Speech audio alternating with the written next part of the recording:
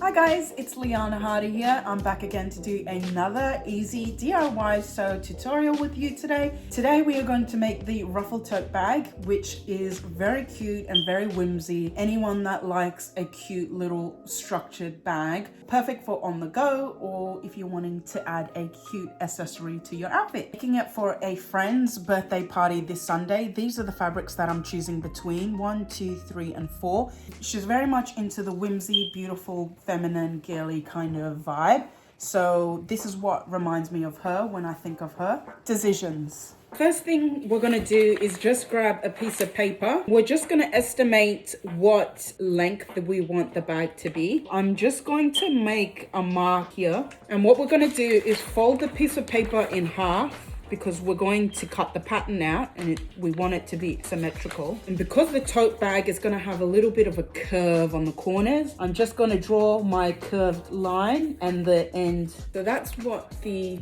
tote bag looks like. I might make the curved corner a bit more exaggerated. This is what my tote bag is gonna look like. I think if she wears the tote bag around the shoulder, it's gonna sit like this. Bear in mind, this includes seam allowance. So it's gonna have 1 centimeter all around. Now, because it's a quilted bag, we're gonna need wadding. So here I am using like a cotton bamboo wadding, and we're gonna use this as the middle sandwich fabric for putting the bag together. All we have to do is just cut the pattern of our main body of the bag onto the wadding. Now comes the part where it's a bit repetitive, but we're gonna draw in our lines for our stitching of the quilting. So here I am doing it 5 by 5, and I'm going to do it all along one horizontal diagonal line, and then I'm gonna flip the bag on the complete opposite diagonal axis again and repeat the same process. So here's what it looks like up close of all my markings. As you can see, all the squares are 5 by 5. Now comes the part where we're just repeating the cutting for our lining. Here I'm just choosing a matching fabric red to go with our gingham. So here's a look at all our pattern pieces, including the lining and the wadding. I didn't include the pockets though. The following step is the fun part of pinning our outer shell fabric to the wadding so that we can start sewing on the quilted lines. For the stitching, I do adjust to a larger stitch size.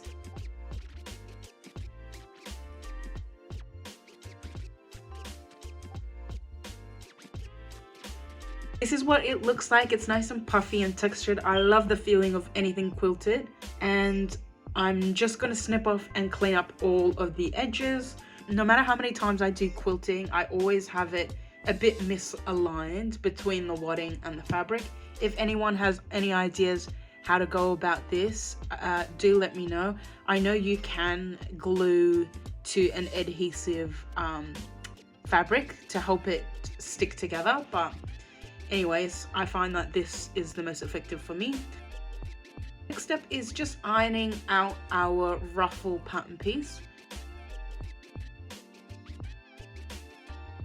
Before we get sewing, we just need to sew across the line here, like so, and then snip off the corners. Snip off that corner.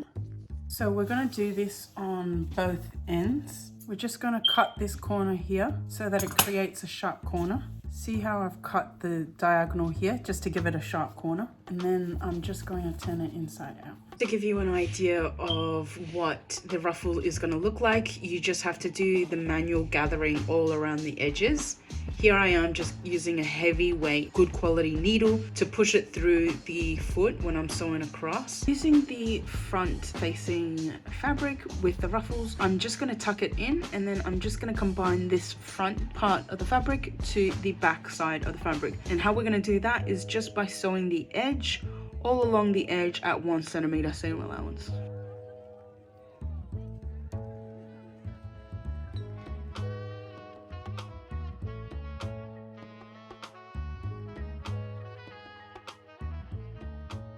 Sew across all the edges so that we can now turn it inside out, and this is what it looks like.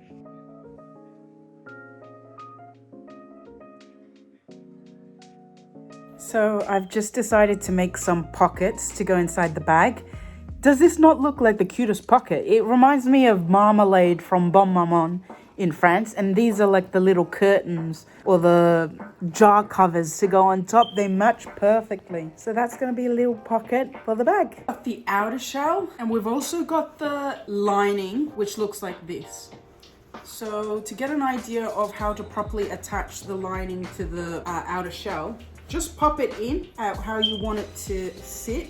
Make sure it's aligned and matching up seam to seam, edge to edge. Just sew the good side with the good side.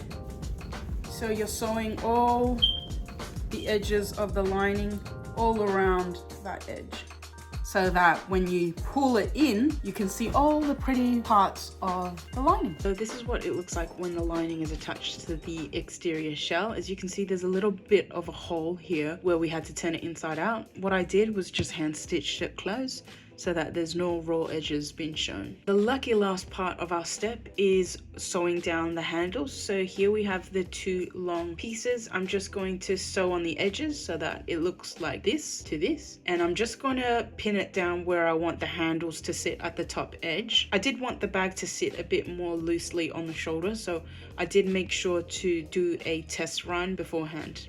And here we're just measuring it up so that it's nice and even and balanced out.